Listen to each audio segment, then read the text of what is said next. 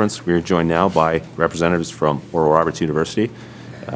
We have, as you see on the screen, to the left, number 2 freshman Tierney Coleman. In the middle, Coach Misti Cussen. And on the right, number 20, Regan Schumacher. Friendly reminder, now that the chat function seems to be working again, please media ask your questions via the chat function. Identify yourself and who you'd like to direct your question to, and then I will make that question known for you. Coach, if we could start with an opening statement for you, and then we'll open it up for questions. No, absolutely. This has been a really valuable year for us. I know anybody that would look on paper with this season might just kind of take a look at our win-loss column and not understand that even in November and December, when multiple conferences around the country changed their schedule from the pandemic, we lost probably 5 or 6 mid-major games. And so we ended up going on the Power 5 tour back in November and December. And we did that with 8 freshmen this year, 12 new players, only 3 healthy returning players from last year's roster. And so to take that on in the non-conference and then to kind of get to a point to where prepared to have a really good start, and we did have a really good start with the start of this conference season, but kind of the way it worked out, we had our 3 or 4 toughest opponents in February as well. So we were just talking about in the locker room after the game that for freshmen, their very first college basketball season is literally the longest year of their life. You know, we just had to hug about that out before we walked in here just a second ago. And so, you know, when it was 55-60, I think in the third quarter, maybe about 4 minutes left or something, I was a happy coach. You know, I was a happy coach with the effort. I was a happy coach with just our kids staying the course this season and bringing what they had today. When you've got a predominantly young team like we've had this season, the reservoir tank just isn't as deep. It can't hold as much, you know, as seniors' tanks can. And so kind of down the stretch, I just thought that's when our youth kicks in. And anybody that just kind of sees the final score doesn't understand that. But I'm thrilled with this team. I'm thrilled that this many young players gained this kind of experience this season in a year that didn't cost them any years of eligibility. And we've got a lot to talk about and a lot to enjoy in the offseason as we prepare for our future. But yeah, I'm a proud coach with this season. And our biggest thing is we don't expect to play on a Saturday again in the future as a number 7 or 8 seed. So. Thank you, Coach. And again, with that, we'll open it up for questions from the media. Please type your questions into the chat. Identify yourself, your organization, and who you'd like the question to be directed to. Thank you.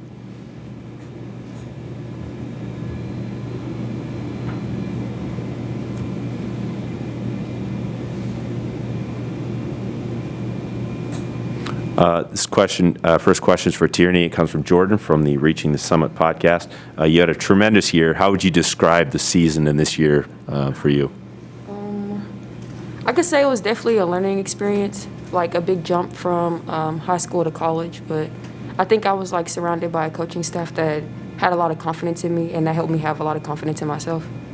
And then I just played my game.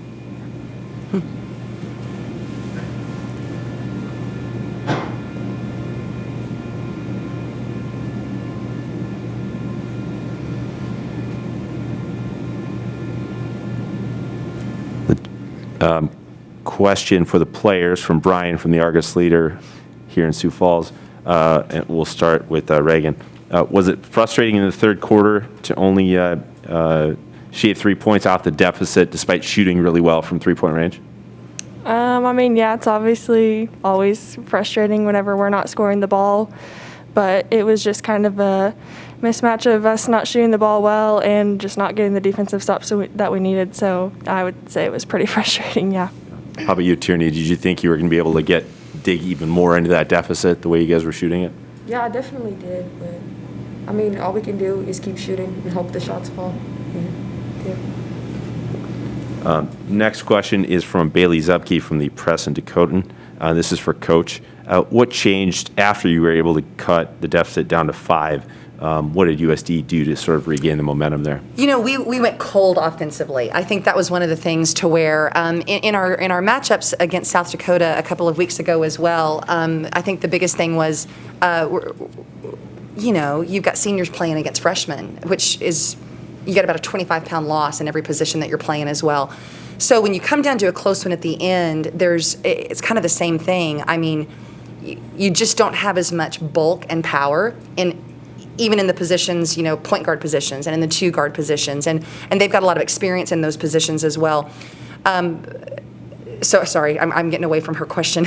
They're asking, but I would say for us, the biggest thing, I always start to notice the strength factor when we go cold offensively for a while, because all of a sudden I'm looking at 2 or 3 possessions in a row and they're up kind of handling us on the 3-point line and kind of denying reversal passes.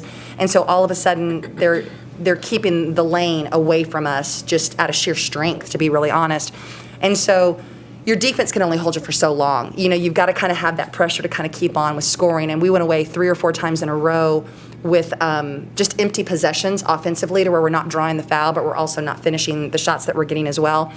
And so then at that point, you're trying to figure out as a coach, what am I trying to juggle? Because you can't really keep the focus just defensively, because your kids need to see the ball go in the hole. So that's kind of what you're talking about a little bit more. And then we had a couple of plays at the opposite end that were just an inch away from being great hustle plays and stops, and then turned into kind of uncontested layups, with kind of a player breaking free on a broken defensive play from us. So kind of all happened at the same time, to where all of a sudden you look up and you go from 5 and it's quickly 11 again, and then at this point you're just not seeing the ball go in quite as much. So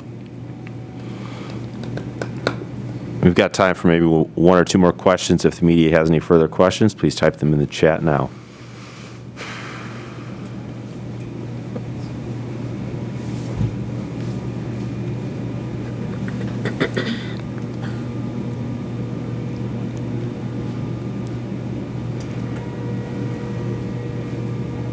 Looks like no further questions. Thank you to the Oral Roberts crew. Good. Appreciate you. Appreciate it. Thank you, media, for your participation.